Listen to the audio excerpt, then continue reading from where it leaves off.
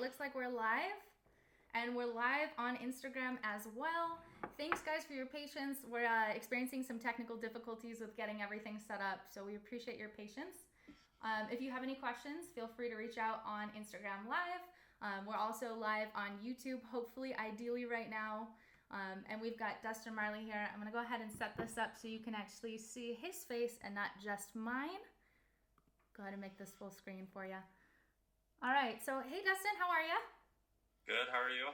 Doing okay. Do you want to go ahead and introduce yourself a little bit about who you are, what you do, where you work, some of your background, anything like that before we get started?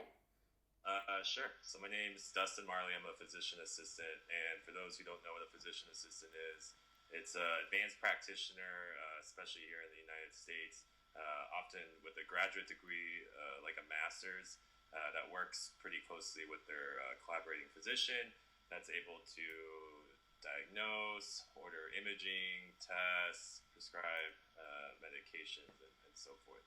And I'm been in infectious diseases since I graduated physician assistant school almost 6 years ago.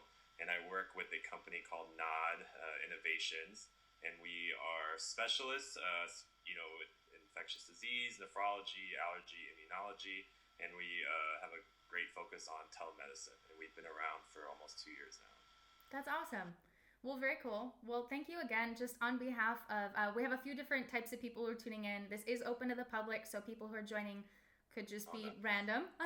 But thank you on behalf of the American Medical Student Association. Our chapter here at our school really appreciates you taking the time to talk to us in the first place about COVID and some of these topics. And then also, for those of you who don't know, I'm a student at Poznan University of Medical Sciences here in Poznan, Poland. And so I know that they sent this out to some of our students as well. And I think a lot of people are really excited to hear about this. So thanks again for joining us. Yeah. So first things first, I just wanted to ask, what is coronavirus for those of us who don't know or aren't as familiar as they should be? Yeah, that's a good question.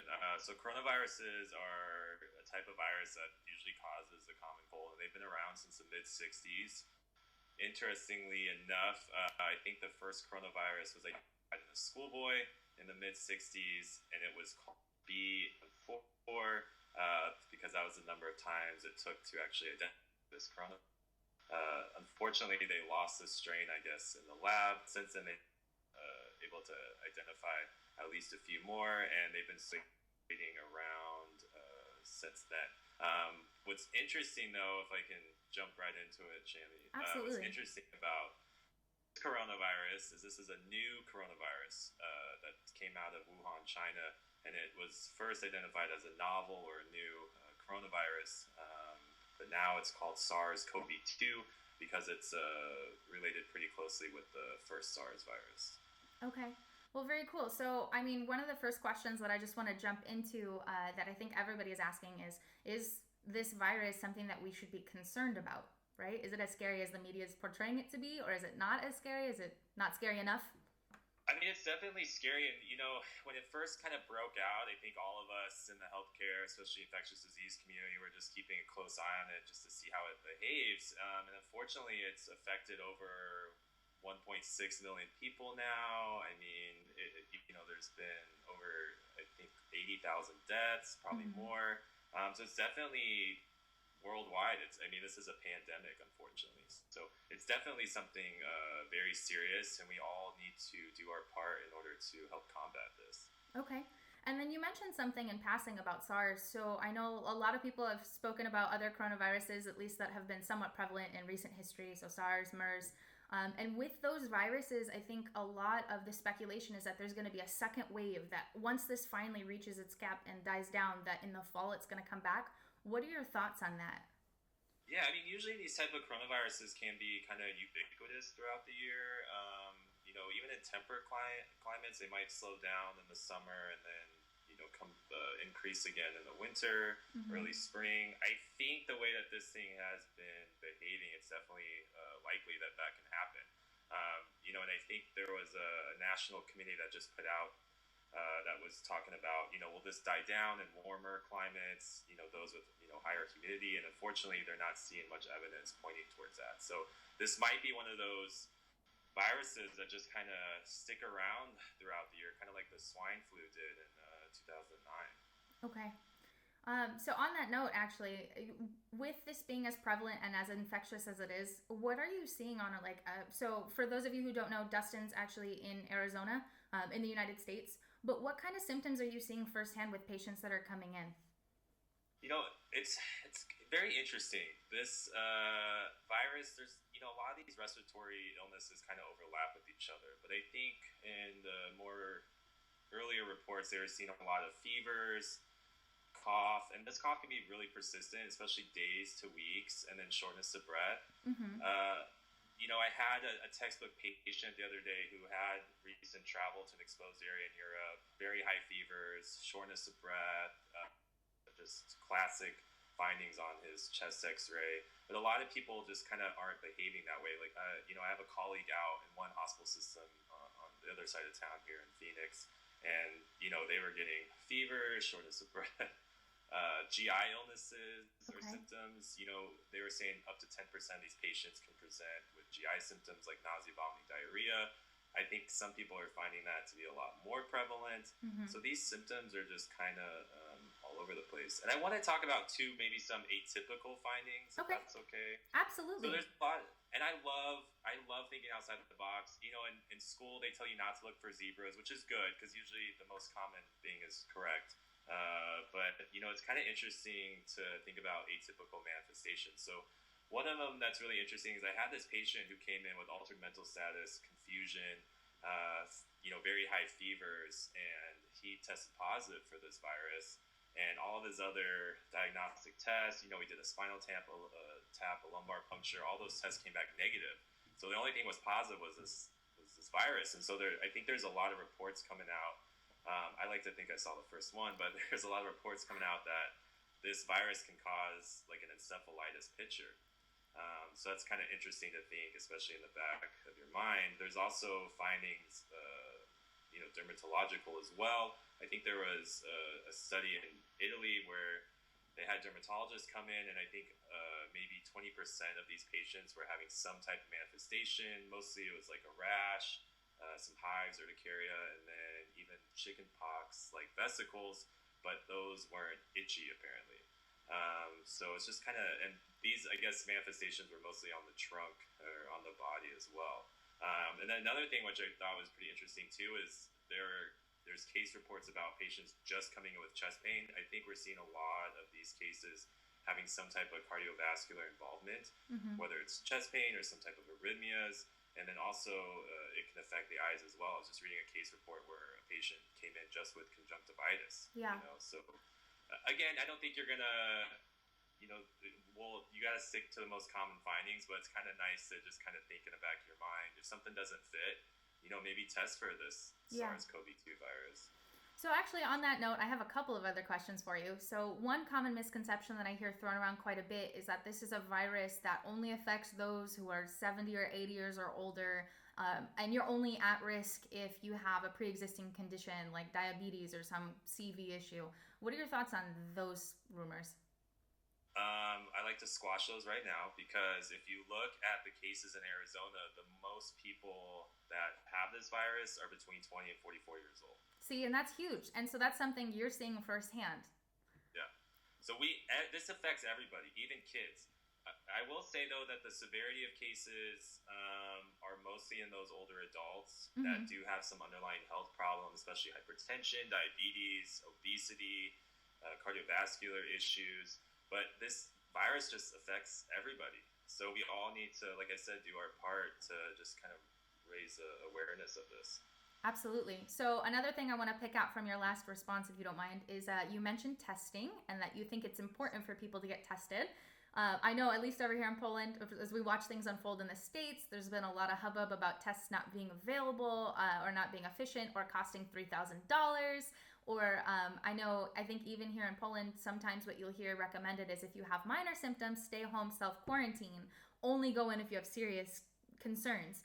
What is your clinical professional opinion on that? Who do you think should get tested and what symptoms should they be especially looking out for? I think That's a great question, and I wish I had an easy answer. But I think from a public health perspective, we should test everybody. We need to see where this virus goes, how it behaves, to get more data on it. So I wish we had prevalent testing throughout the world. Unfortunately, that's just not the case. I'm not going to go into political rants about it. I know we had a chat right before this call started. We did, yeah. I wish there was more testing available, but unfortunately that's just not the case. But I think there's more testing coming out now, especially with faster turnarounds. I'm hoping there's going to be more testing with antibodies to see who's had a previous exposure, even though they might have not had symptoms. And that way, again, we can kind of just collect more data on this. So, especially here in Arizona, I'm sure in other states, I'm not sure about parts of the world, but we have some drive-through testing where at some hospital symptoms where you have to call, get screened beforehand, but you can just drive up. They'll test you with a nasal swab, and then you get your results in 3 to 5 days. Hopefully, in the hospital, we can get faster turnaround testing soon. But again, I think it's important to test everybody. Yeah. If you're unable to get tested, the best thing is to obviously just stay home. Yeah. Just self-quarantine, stay away from people, especially if you're sick.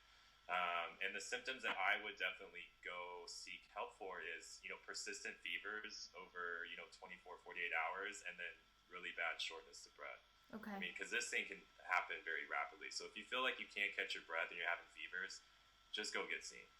That's actually really great advice. I know that kind of gets a little scary of, hey, I've heard some people say they don't want to go in because if they don't have it, they don't want to expose themselves to it. But at the same time, where's that fine line? So that shortness of breath symptom is something to look out for sure, and recurrent or persistent fever. And I've had patients that have told me, this is the worst thing that's ever happened to them in their life. This virus has just been so devastating to them. They feel like they've been hit by like a truck, pretty much. So it's definitely something to keep to take seriously. Okay, well, that's really great. And also, you kind of led into my next question really well by talking about staying home, self-quarantining. Thank you. This is making my life easy. But the other thing I was really curious about, and I think other people are too, is especially in Arizona on Facebook and online, you're seeing people really gripe about the self-quarantine and having to wear a mask. Right now in Poland, we're not allowed outside as of the 16th of April. If you don't have a face covering, and I think gloves as well, we're not allowed in public, and you can get some pretty serious fines. We're talking up to like $1,000, almost 2,000. And so what do you think about those sorts of restrictions, about wearing masks in general? Is that a good precaution? And as a whole, the quarantine, why is that important, or is it? These are great questions. Unfortunately, it's very complex. But, quarantine, social distancing definitely plays its role in combating this. So I was looking at projections a couple of weeks ago, especially here in Arizona, where we were short, 30-something ventilators, some hospital beds, and with the social distancing practices that have been in place, we've actually, brought that number down. And the amount of deaths, we're supposed to have over 1,600 deaths by August. That's reduced to just a little over 700 now. That's incredible. So these practices definitely work. And I think if you look at the data and research coming out of a lot of these countries, you can definitely see, how effective this is. The issue with the face mask, I think early on, my thing was that I didn't want people to feel like a false sense of security with it. Plus, I wanted to make sure these masks were available for these healthcare providers that are on the front lines taking care of these patients. So I think a cloth mask is a good idea, but again, I don't want it to bring a false sense of security with it. People also need to be aware of their hand hygiene. So, I'm afraid of cross-contamination. I hope there's more studies coming out about this. But just because you're wearing a mask doesn't protect you from just touching things that might be infected. This thing can survive on inanimate objects that we're finding. Absolutely. It's not just in respiratory droplets. So, again, just make sure people are washing their hands, maintaining distance from people. I think people just kind of get a little stir-crazy cabin fever by staying inside. So we're lucky enough in Arizona at least to, we can go to the grocery store if needed. I think it's fine to go on a walk, but again, just try to maintain your social distance and just kind of do your part. Yeah, I think that's something that's really common here. That's really great advice, honestly. Again, like I mentioned, for those of us who are here in Poland, we're a little bit more strict on this, and I think it's made a nice impact. But I think it's a great 100%. And I'm surprised it didn't spread more quickly in the U.S., but we'll see what lies in the months to come. But Yeah. I know we talked about that too before this call. I feel bad for hiding our spoilers, but I think one of the biggest things that we've been reminding people, and I'm sure you feel the same, is if you're wearing especially cloth gloves and cloth Yeah. masks. If we go to the store, I'm gonna wear that into Vidranka. I'm gonna get all my groceries, and when I walk back home, I take them off, throw them in the washer. That's it. Yeah. And being Right. really cautious to okay, the outside of these items are now contaminated. Don't walk in, start doing things, and still wash your hands. Don't Yeah. forget, Exactly. have that false sense of security, like you mentioned. Go out to the park and meet up with friends, and then disregard everything else. This is I one agree. extra I literally precaution. see people out with gloves and they're touching everything on their face, and I'm like, this is just kind of defeating the purpose here. And I hope what comes out of this pandemic, and it breaks my heart that this has just affected so many people, and I think everybody can kind of relate that we've all had a loved one or somebody we know that has either lost their job or been affected by this virus. I mean, it's just devastating. But I'm hoping going forward that people are just more mindful of their hygiene practices, because I think us in healthcare, we're always thinking about it. We're always it's always in the back of our minds. But I just see people out there just touching everything, touching their face, and we just coughing in their hands, and we just need to be more mindful of that. Absolutely. I think that's really great advice that people need to hear. So real quick, I'm going to take a quick break. I'm just going to check in and see if anyone's got any questions on Instagram Live or on YouTube. Again, technologically, we're not too savvy today, guys, because we've got a couple different themes running, a couple different streams. So I'm going to start with Instagram, see if we have anything here. Hello to everybody waving and sending emojis. But it does. Oh, wait, we might have. Ooh, we do have a question. Is PCR testing working well enough to diagnose this?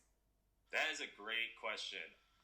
So no test is 100%, and you need to put the test along with the clinical context. I mean, we've definitely seen some false negatives. At what percentage, that kind of varies. Some people are saying it's up to 30%, but I think it's the best we got. I think again, you just need to put it in the clinical context. Does this patient have persistent fever, shortness of breath? Do they have a sick contact? This PCR comes back negative, you can test them again. They're saying that, I think that this was a study in JAMA, that the best diagnostic yield came from, bronchoscopy cultures on patients, and then also nasopharyngeal swabs. But again, there are false negatives that are coming out, but it's okay to test again. Okay, well, that's really good to know. I'm going to go ahead and check real quick, see if we have any questions on YouTube, which looks like we do. Also, I'm hoping this is still streaming. It looks positive. So thanks, guys. And if it stops at any point, we are recording this, and so we will have it posted later. All right, so are we seeing many cases of reinfection in patients who have presented with antibodies already? That is a good question, and I think there just needs to be more research on that. They are finding that the virus can still shed after these patients, their symptoms are over and they've been, I guess, treated. But what that means, are they at risk for getting reinfected? I think it's still just a gray area. All right. Well, that's a great question. Let's see what else we've got. What about keto and IM for the virus? Someone said the leader of the free world said that churches would be packed by Easter. Oh, is that fake news? I don't know how much of that you want to answer, but I feel, again, I think we need to, I don't know if that's true, but I think, again, we need to practice social distancing and not be in crowded places. Okay.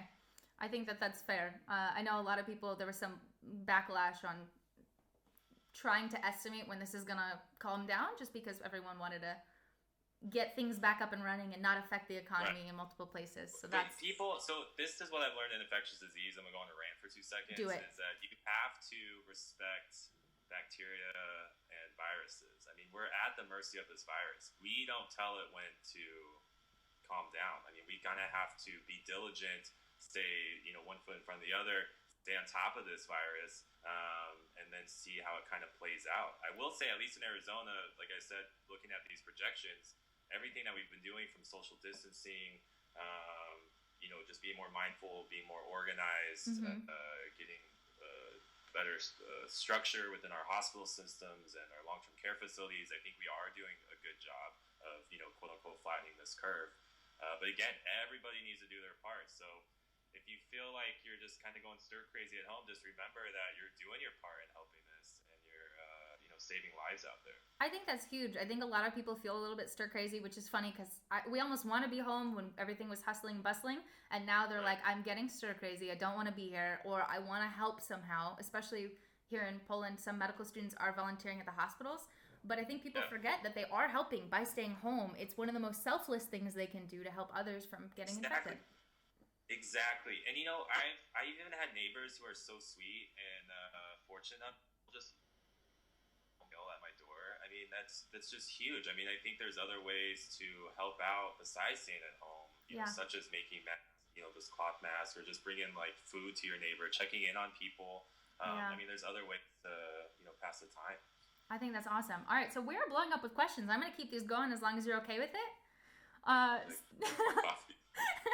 Right, load up. So next question. Hi there. How effective is hydroxychloroquine as a treatment for this? Great question. I think a lot of people are hoping that this is a magic drug, and I think in some patients scenarios it's worked, but again, we just need more and more data. We need more and more research for this to come out. It's interesting though, because I think if you think about the mechanism of action, it helps to interfere with the receptor on this virus, the ACE2 receptor where this virus binds to. That also helps. It's a weak base, so it also helps with interfering with endosomal acidification to prevent viral shedding as well. So I think, again, it sounds like it's a promising drug. Some people are kind of all over the place if this is going to be effective or not. I've personally seen it work more than not, but again, we just need more and more research, and there's a lot of trials going on throughout the world to study this. That's awesome. That's very promising. Now, I think we should. I will say this though. I don't mean to interrupt, but no, I you're think, good. It would be interesting though, and this ID doctor in France brought this up, and I forgot his name, so he gets all the credit. But it would be interesting to test patients already on this drug, for their lupus or whatnot, and then to see how they, how it affects them once they get this COVID-19 disease. I think that would be really interesting to look at. Yeah, I think that would be really interesting as well. Honestly, keep us tuned. If we have to do another session with you soon, we would be fine with that.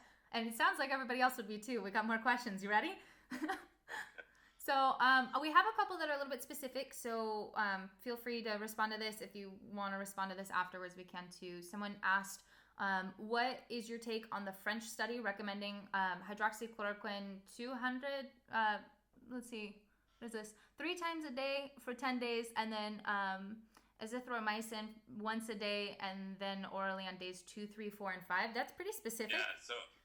So there are actually a couple of studies. I think there's a study after that one. And the first study, I think, only tested 8 patients. But I think by day 5, I mean, the amount of viral shedding that was gone was like pretty significant. I think it was over 90%. So again, it was a very small sample size, and it was very impressive. And then a study after that kind of showed similar findings. So I think it's definitely something to look into. I like azithromycin. I think if you think about it as a drug, it has some anti-inflammatory effects, immunomodulatory effects. So in theory, I'm hoping it can work. But again, these drugs have side effects that we need to be cautious of, especially cardiovascular. And again, there's just more and more studies that are going to be coming out soon to see how effective these are. Okay, well, that's exciting. So on that note, I'm going to take a personal plug in here because I know if certain family members of mine are watching, I want them to hear it. What are your thoughts on vaccine development for this and vaccines in general for the public who might be anti-vaccine or speculating on it? I mean, look what happens if we don't have a vaccine. I mean, look how many people have been affected by this. I think if this is going to be a endemic virus that's going to be, here throughout the year, we definitely need a vaccine. And I think a lot of companies, I think 20 plus companies are already working on this. So people are definitely getting the ball rolling. But it's something that we need to get in order to prevent this from, doing this again. We need to get more and more people protected so we don't have this type of devastation. That's very true. Good point. All right, so then there are a couple questions. These are more speculative, so I don't know if you feel comfortable answering them or not. But when do you personally think that the pandemic might end and we'd be able to go back to a normal routine? I know you previously mentioned that we shouldn't underestimate the virus or trying to control it. And so what are your thoughts on that question? I don't know. That's a great question. And I can't speak to multiple places in the world. I can probably speak to Arizona. I think the earliest, I'm going to probably get this wrong, but might be mid-May. It probably will be a little bit longer just to be on the safe side. Here we're supposed to peak around April 22nd, 23rd. Again, I think it's just one of those things we kind of have to take day by day, week by week to see how this virus is playing out. But I'm hoping at least by June, maybe things can get somewhat back to normal, whatever that means.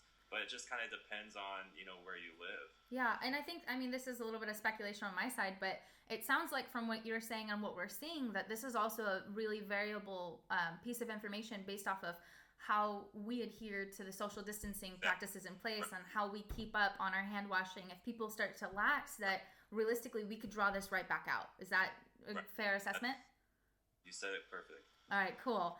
So I'm going to check real quick. We're going to see Instagram one more time for a few more questions, see how many we can get. And then I think I have one or two to wrap up. So we'll do a few more questions before we... All right. Let's see. All right, we've got... Oh, we might have a couple more. Okay, so we talked about PCR. Have you noticed any of the drugs that are being used to treat these patients to be effective in the hospital? If so, kind of what do you think works best? That is a great question. I mean, I personally have seen a few cases work with this hydroxychloroquine. I don't really have good data on why, but it's just kind of, it just happened. I think some places are reporting pretty good success with this monoclonal antibody tocilizumab. And I'm really interested on plasma, taking people's plasma that have been affected with this before and then giving it to patients who are currently fighting with it, because I think that's definitely a promising treatment. Again, we're just waiting for more and more data and research to kind of come out. Okay. Now I have another question. This one kind of switches things around. I think this is a really good one. So has the hospital and ER structure changed during this ongoing pandemic? Because I know my colleagues back at Dignity, they closed... elective surgeries were shut down and they converted so much into like an expanded ICU just to handle the sheer volume of patients that were coming in. What has happened, and I'm going to add to this, I don't know how much you know in this realm, but so from a structure of the hospital, the procedures that they're following, and I'm really curious about the billing of patients. Do you have any insight as to what this looks like for them? Have they changed anything about how patients are billed or their need for insurance when it comes to COVID? I think CMS or the Medicare and Medicaid services have been throwing out payments a lot faster to make sure there is reimbursement out there. I think the really good thing about this is that a lot of the regulations, especially with telemedicine, have been kind of laxed, and so we're able to get reimbursed for these services that we haven't been before. And that's to prevent people from going to the hospital, to keep them out of there and to not get infected. I think the hospital structure, like you said perfectly, I think they're preparing by, canceling elective procedures. That way people don't get exposed to this, making sure they have enough quantity of beds and ventilators available, and then kind of have like a tier system on what to do if a patient is suspected to be positive or they are positive, and who those players are. I will say, and I reached out to one of the chief medical officers at a hospital system here, that I really appreciate transparency through all of this. It's good to kind of keep people up to date on what's going on, and so I really appreciate leaders and organizations that do that. That's awesome, and I'd agree. Honestly, I think transparency during this time is huge, and that's been one of the chief complaints is that there's been so much out there saying, oh, this is just a flu, it's gonna go away, we shouldn't be scared about it, it's the best time to travel, and that narrative really quickly changed. So on that note, and probably my last question, I'm gonna weave in a few here. If this dies down, let's just say hypothetically, we're thinking May, right? If this dies down in May and all these quarantines and restrictions are lifted, travel bans removed, do you think that there's anything people should be doing moving forward in anticipation that there could be another wave, one? And two, on that note, is there anything else you'd recommend? Because we have a lot of people tuned in. A lot of us are medical students who are somewhat well-versed, have been doing our research, but there's a lot of people from the general population. What do you think is the most important thing for people to do now and moving forward in regards to this pandemic? I think, like I alluded to this before, is just kind of be conscious and mindful of your, hand hygiene. I mean, a lot of people, don't go outside or don't go near people if you're sick. Yeah. And then just make sure that you are being mindful that you wash your hands, pretty regularly and thoroughly, and not touching everything and then your face and cross contaminating. So I think that is probably the biggest factor to kind of take away. That is really helpful, and maybe that will help people, because I know if there's anything like us back home, when you're sick and you have a lot of work to do, it's hard to take those days off. But either one, taking that time off, or two, on really crucial days, after this dies down, wear a mask. Try not to spread it, right? Wouldn't that be an easier solution than dealing with all of this? Yeah. All right. Well, if there's anything else you'd like to add? Should we do more I don't know. Should we do more questions? Let's see if there's anything else. I think that might be the last bit of it. I know there's a few people who are saying thank you and that they're excited and waving, which is pretty exciting. But I think that's pretty much it. But again, I wanted to mention, at least again on our side, so on behalf of AMSA, Poznań University Medical Sciences, and myself, I just really want to thank you for taking the time, especially for someone who is on the front lines and facing this and battling this every day. One, thank you for the work that you do. But two, thanks for taking time to educate us, because I think this is really important for people to hear. Yeah, we'll go on a little tangent real quick, but Good. I mean, I think it's important, and I want, med students, physician assistant students, all type of nursing students to be the voices of reason during this pandemic, because I see a lot of misinformation being spread out there. And I think as healthcare workers, you have to, love what you do, and then kind of be that voice of reasoning. We go into a lot of facilities, and one of the vice presidents of this organization said that my group was kind of like that calming factor in all of this, because people are very reactive, with everything going on, because there's a lot of misinformation. And so I think if you love healthcare and helping people as much as I do, it's best to just educate people and then help out, as much as you can. Well, that is awesome. That is probably the most touching way we could have ended this segment. So thank you so much again. If I get any other questions from people, or if I check Instagram or YouTube Live, I'll send them your way to your email. I'm sure you won't mind. Yeah. But otherwise, thank you again for everything, and we'll chat soon. All right, sounds good. Let's see how we can end these. And YouTube and stream. Bye, guys.